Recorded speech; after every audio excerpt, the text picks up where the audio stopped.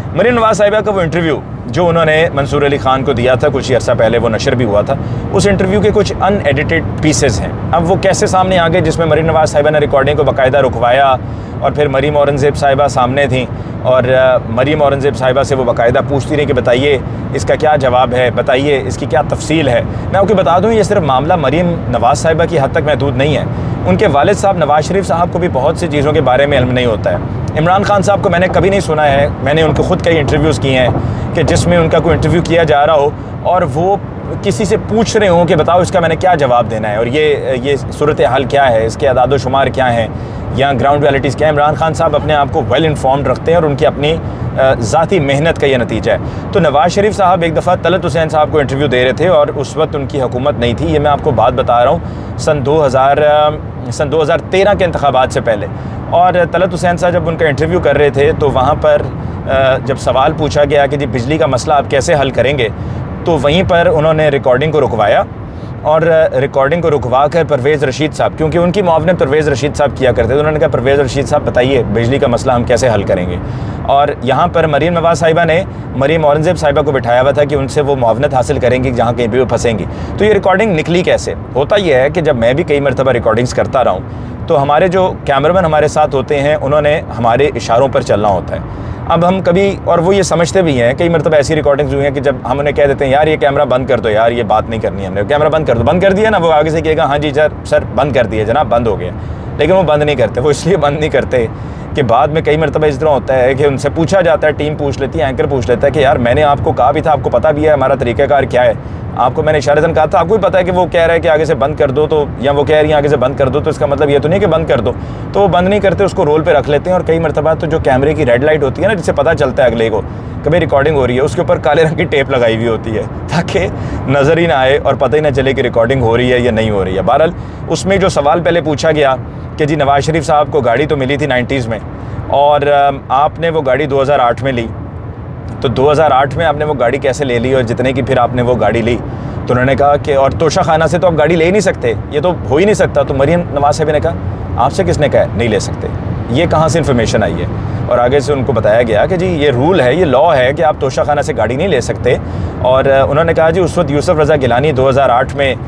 थे वज़ीर आज़म, तो उन्होंने नवाज़ शरीफ साहब से कहा कि आपको तोहफ़ा मिला है, यानी कि मतलब इस तरह से तोहफ़े बांटे जा रहे हैं, हुकूमत चली गई है कि जी आपको ये तोहफ़ा मिला है तो आप इस गाड़ी को लेना चाहें तो आप गाड़ी को ले लीजिए। और वहीं पर जरदारी साहब को भी लेक्सस मिली थी, उसके अलावा मर्सिडीज़ मिली थी, BMW मिली थी, वो गाड़ियाँ उनको भी मिली थी। तो नवाज़ शरीफ साहब ने जो वो गाड़ी ली वो तोशा खाना से ली और वो गाड़ी ली कि यानी कि गाड़ी की इजाज़त नहीं है, कानून इजाज़त नहीं देता है। और मरीम नवाज़ साहिबा ने वहाँ पर यह कहा कि देखें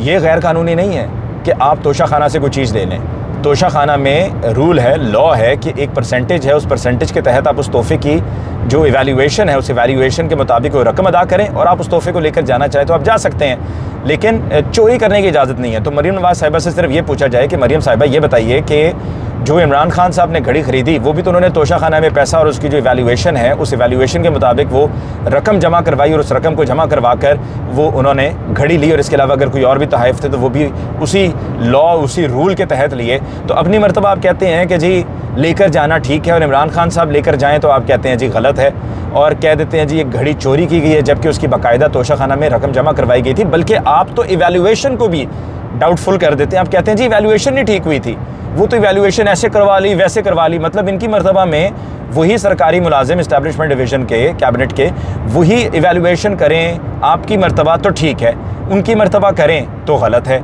फिर इसी तरह से मरीम नवाज़ साहिबा से मज़ीद सवाल पूछा गया कि जी आपको भी तोहफ़े तोहफ़ मिले, आपको गाड़ी मिली और आप अच्छा पहली वाली जो गाड़ी नवाज़ शरीफ साहब की थी ना उसका उन्होंने कहा कि जी कहाँ से मिली, हमारे वो हैं दोस्त ममालिक हैं, ब्रदर दोस्त ममालिक हैं, तो वो सऊदी अरेबिया से मिली थी और रॉयल फैमिली ने सऊदी अरेबिया की दी थी। और फिर मरीम नवाज़ साहिबा से कहा गया कि जी आपको भी गाड़ी मिली, BMW मिली और आपको UAE से मिली, UAE की गवर्नमेंट ने दी। उन्होंने कहा नहीं मेरे पास तो कभी कोई गाड़ी नहीं रही BMW। उन्होंने कहा जी आपके अपने रिटर्न्स में है, आपने अपने रिटर्न्स में फ़ाइल किया, ना सिर्फ आपने बल्कि आपके शौहर कैप्टन सफदर साहब ने भी अपने रिटर्न्स में जमा कराया हुआ है, तफसील लिखी हुई है। मेरे पास तो कभी कोई BMW नहीं थी, शायद वो बिज़नेस ऑफिस ने कर दिया होगा। और मरीम से पूछा जी मरीम जी बताइए क्या है, और फिर बीच में मंसूर अली ख़ान से कहा सुनो, जिस तरह हुक्म जारी होता है कि सुनो। तो फिर मरियम औरंगज़ेब साहिबा ने भी वहाँ पर कहा कि यार कैमरामैन और टीम की तरफ कहा ऐसा नहीं करें, इसको रहने दें यार, इसको रहने दें, इसको रहने दें यार। वो जिस तरह कहती है ना, अप्रिशिएट द प्रेशर यार, वो अक्सर